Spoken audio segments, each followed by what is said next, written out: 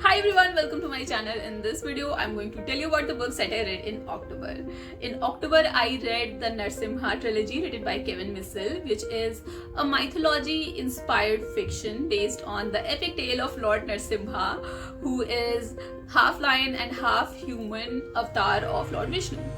I read the series because I was curious that how could someone rewrite a mythological story and still not be banned or cancelled, because religion is such a touchy subject in our country. The first book of Narsimha trilogy is Narsimha, who is written as not a divine entity but as a warrior and a healer who is troubled by his violent past. Meanwhile, we meet Prahlad, the righteous prince who opposes his tyrannical father, Hiranyakashipu. This book tries to provide depth and dimension to the usual one-dimensional characters of our traditional mythological stories, because in our stories, Devtas are always the good ones and Asuras are always the bad ones. But in this story, Hiranyakashipu is attacking the Devtas because Indradev had broken the peace treaty and he has attacked his land and killed his wife Kayadhu, because Indradev was insecure and afraid that the Asuras will attack first and seize his land. Although I do think the author has kind of failed, because he didn't add dimension to the characters but just flipped them. I mean, the Devtas are shown as the evil ones and the Asuras as good ones, which I know is a popular theme these days. Like, you think he was a bad person, wait till you see things from his perspective and know why he was doing those things. And like, you think he was a good person, wait till you know what he does behind the closed doors when nobody is looking at him. Like the Shiva trilogy by Amish Tripathi, Narsimha is told that he is going to be the next avatar of Lord Vishnu, and he spends most of the book denying it and being unsure that whether he has what it takes to be the avatar. The good thing about this book is it is fast-paced and the writing is extremely simple. You can read this book if you are into mythological retellings, but do not take it seriously. I give this book 2 stars.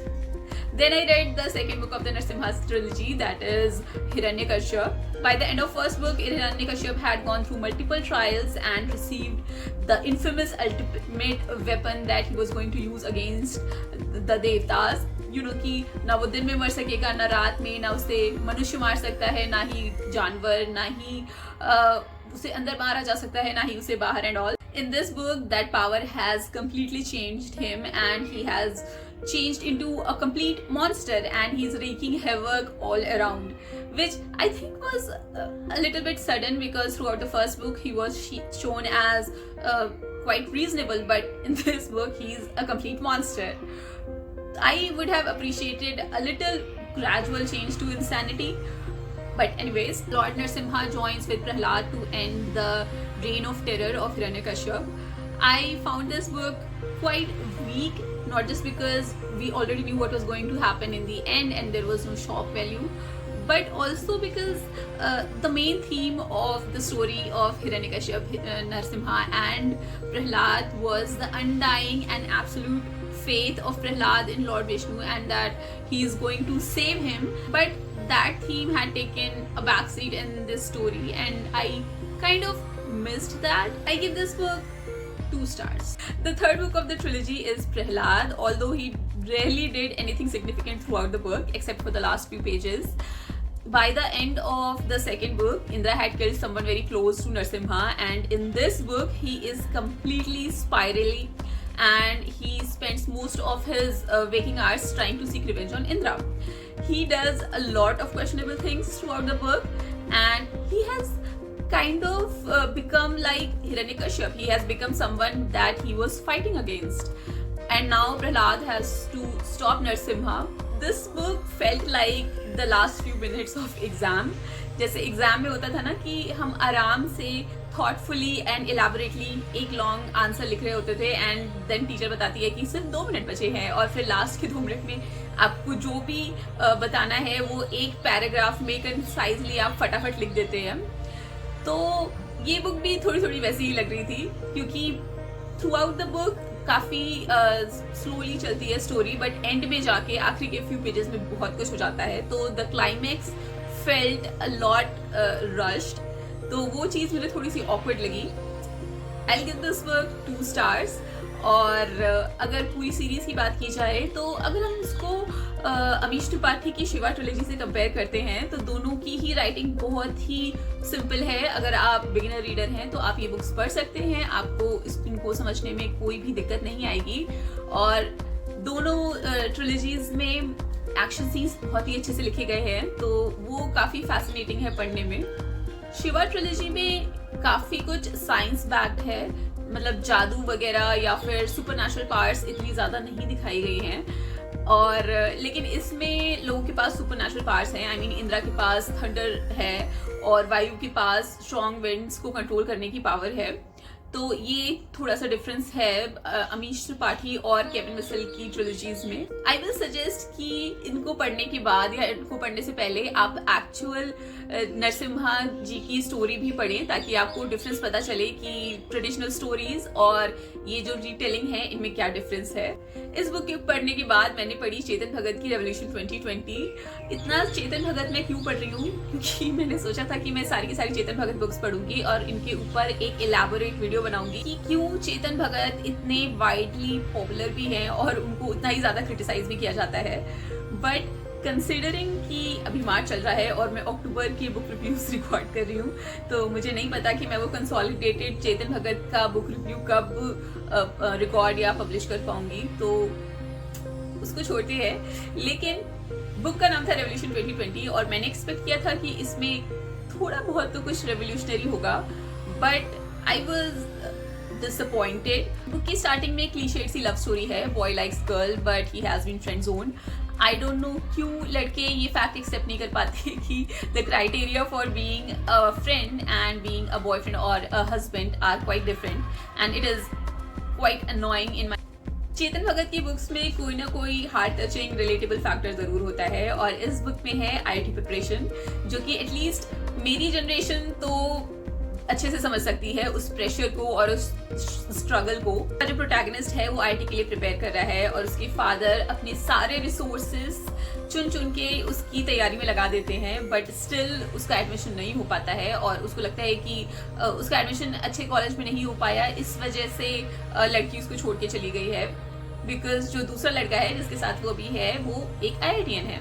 फिर जो वो होता है मुझे थोड़ा सा unbelievable सा लगा, वो बंदा खुद एक कॉलेज खोल लेता है, जो कि आई अंडरस्टैंड कि किया जा सकता है because he is not stupid, he is intelligent. वो अभी भी एक टीनेजर है और एटलीस्ट अर्ली 20s में है, तो वो एक कॉलेज को खोल के उसकी पूरी मैनेजमेंट को संभाल रहा है, तो वो चीज मुझे थोड़ी सी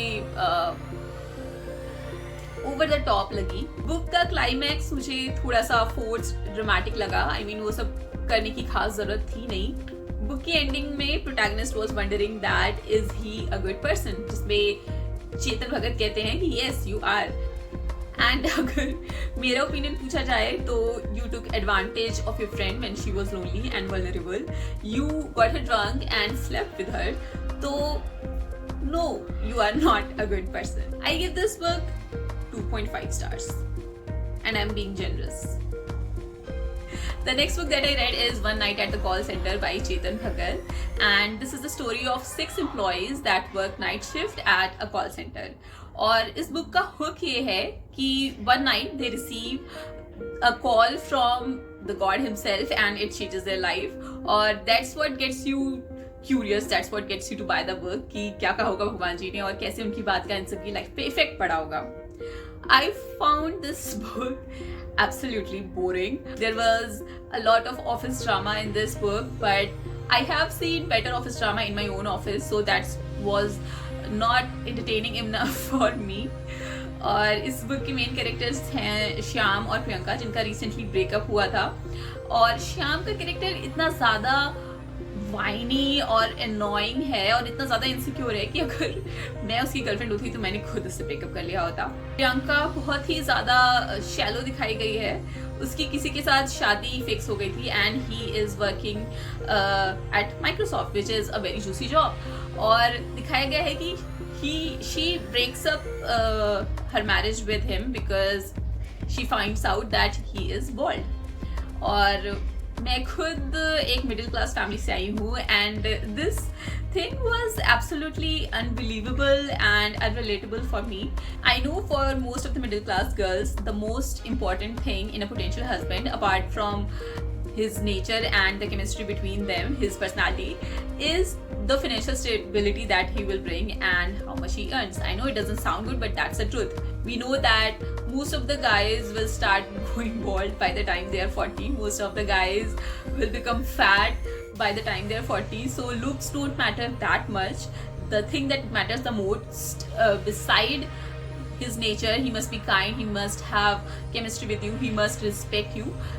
Apart from these, the most important thing is his the financial stability that he will bring to the family. And Priyanka rejected the guy who was working in Microsoft and seemed to like her, value her opinions and her choices, and he was meritorious, he was intelligent and smart, and she rejected him just because he was going bald. It seemed a little loose to me, and I'm like, okay Priyanka, you deserve Shyam. Radhika's character was, I think, the most relatable, because that's the problem that most of the working women in our society face. They have to work at home also, they have to work in office, and they are not appreciated at either of the places. So Radhika's character is the only character that I liked. By the end of the book, all of the employees take revenge on the evil boss, and that was supposed to be the most satisfying part of the book, because we already hated the boss and we wanted to see him put into his place. But I was so disappointed, because the thing that they did to take revenge on him was, I think, completely unacceptable, and it sends the wrong message. And I don't think it should be part of a book of a best-selling author of the country. You can say that he was an asshole and he deserved it. Still, they should have thought of some other way, and I think it sends a really wrong message. I don't think that it should have been done. Book के starting में Chetan Bhagat train से कहीं जा रहे होते हैं और उनके कंपार्टमेंट में एक सुंदर सी लड़की आती है, एंड दे स्टार्ट कॉन्वर्सेटिंग, और वो उनसे पूछते हैं कि what do you think about my books और do you like my books. तो she replies that they are okay, and it is so true. Gets slightly offended with that, and what do you mean by okay, I'm a best-selling author? But that is so true, because that's what they are. They are okay. They are for mindless time pass when you don't want to be intellectually stimulated. They are just for plain bland entertainment. The next book that I read is One Indian Girl by Chetan Bhagat, because I thought that this is going to be the end of it. I have read all the Chetan Bhagat books, but seems like it's not true. He has still been writing more books, and there are still a lot of books written by him that I am not going to read. When I started reading that book, I thought that this book is about a strong female character, but it's not true. I didn't find any strong female character in the entire book. In the introduction of the book, the main character says that you are not going to like me because I have an opinion about everything and I express them. Yes, I did not like you, but for a whole set of other reasons. The thing is, I have been in company of strong female women, and I am friends with many of them, and none of them are like that. इतनी मेहनत करके वो job attend करती हैं और उसमें promote होती हैं, सक्सेसफुल होती हैं, और उनका ऐसा रिएक्शन नहीं होता. वो इतनी इमोशनली वीक नहीं होती हैं कि कोई भी परेशानी आए तो जॉब छोड़ दूंगी, देश छोड़ दूंगी. They respect their job and they value their job, इतना कि वो अपनी घर को भी संभालती हैं, अपनी जॉब को भी संभालती हैं, and still they manage it quite well. But ये इतनी ओवर ड्रामेटिक थी कि उसके 2 ब्रेकअप हुए और हर ब्रेकअप के बाद कि अच्छा अब रेजिग्नेशन लिख दूंगी, जॉब छोड़ दूंगी. मैं समझती हूँ कि कुछ राइटर्स फ्लॉड कैरेक्टर्स को अपने बुक का लीड बनाते हैं, but still I don't think she was worthy of being a lead. The message that he wanted to send was most Indian girls are forced to choose between their careers and their family life, and this is not in the case of men. This is a really nice message and a valid one, but the mouthpiece of that message was so annoying that it just didn't come across as it should have been. I also read Vivekanand, a biography in pictures written by Advait Ashram staff. It is a very short book. You can finish it in just 1 hour, and it will give you the entire life story and ideologies of Swami Vivekanand ji in a very concise manner. Although I do think you will have to read many books to understand his ideologies and his philosophies, but still it is a good start. That's it for today, guys. Thank you so much for watching this video. I hope you liked it and I hope that it was useful for you. Don't forget to subscribe to my channel if you'd like to watch more videos like this, and I'll see you later. Bye bye.